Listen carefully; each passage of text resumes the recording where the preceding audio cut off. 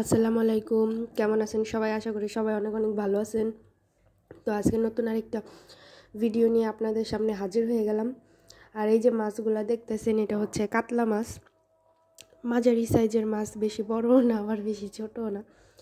মাছগুলো ভাজতে হবে সবার আগে, তাই হলুদ গুঁড়া আর মরিচের গুঁড়া দিয়ে দিলাম। আদা রসুন আর জিরা বাটা সব একসাথে মিলানো আছে, আদা রসুন জিরা দিয়ে দিলাম। এখন আস্তে আস্তে মিলাই নিব।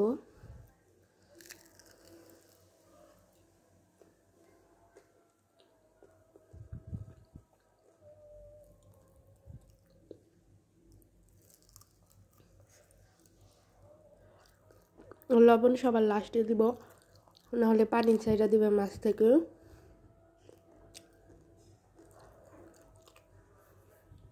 তো কাতলা মাছ ভাজা কার কার পছন্দ সবাই বলবেন। আমি মাছগুলো সুন্দর করে ভাইজা তরকারিতে দিব। আমার আম্মু একটু বিজি আছে, তাই মাছগুলো আমি ভাজতেছি। এই যে কড়াইতে মাছ দিয়ে দিলাম, এক হাতে ক্যামেরা ধরছি, আরেক হাতে মাছ দিতেছি। 3 পিস করে দিব, নাহলে মাছ ভেঙে যাবে। যেহেতু তরকারি মাছ, ভেঙে গেলে খারাপ দেখা যাবে। ভাজা হইতেছে। আর হ্যাঁ, আমি পরে লবণ দিয়ে নিছি, যেটা হচ্ছে ক্যামেরায় দেখানো হয় নাই। এই যে এখন উল্টাই নিব। দেখেন, একটা মাছ ভাঙেও নাই লাগেও নাই। কড়াই ভালো মতো গরম করে নিলে মাছ আর ভাঙেও না লাগেও না। মাছ এইভাবে সবগুলা মাছ ভাইজা নিব। আর এইদিকে আছে সবজি, শীতকালীন মজাদার সবজি, ফুলকপি, বেগুন, আলু আর শিম। ওই পাশে হচ্ছে কড়াই বসাই দিছে, তরকারির কড়াই। এই যে পেঁয়াজ মরিচ দিয়া দিছে, নতুন পেঁয়াজের তরকারি। এখন একের পর এক শুকনা মশলা দিয়ে দিবে। দিয়ে দিল আদা রসুন আর জিরা বাটা সব একসাথে, আম্মু বাইটা রেখে দিছে, মিলাই রাখছে আর কি। এখন দিয়ে দিবে মরিচের গুঁড়া।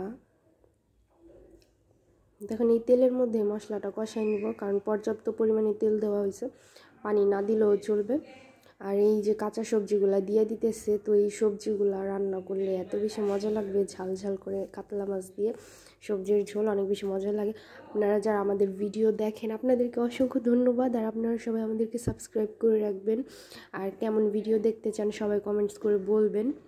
এই যে দেখেন, খুব সুন্দর করে সবজিগুলো কষানো হয়ে গেছে মাশাআল্লাহ। আর পানি দিয়ে দিল। এখন আম্মু রান্না করতেছে আর আমি ক্যামেরায় ভিডিও করতেছি।